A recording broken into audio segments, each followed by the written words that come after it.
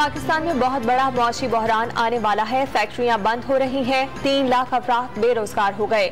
नए इलेक्शन के सिवा कोई चारा नहीं। कोर कमेटी का इमरान खान पर एतमाद का इजहार। कारकुनान को कॉल के लिए इंतजार करने की हिदायत।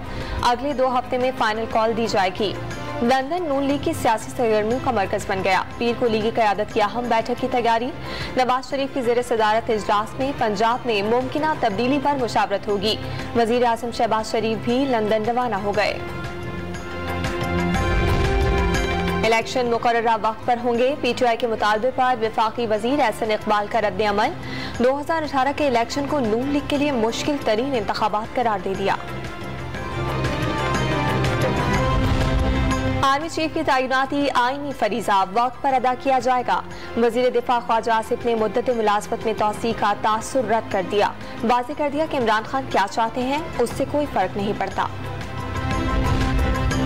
शेख इमाम हुसैन पर पेशावर सिटी में मोबाइल फोन सर्विस जुज़वी तौर पर बंद। इमाम बारगाह अखवंदाबाद से मातमी जुलूस अलम बरामद। रास्तों पर सिक्योरिटी के सख्त इंतजाम। और कराची में पाकिस्तान और इंग्लैंड के आखिरी T20 मैच के तमाम टिकट्स फरोख्त। चौथा और आखिरी मैच इतवार 25 सितंबर को खेला जाएगा।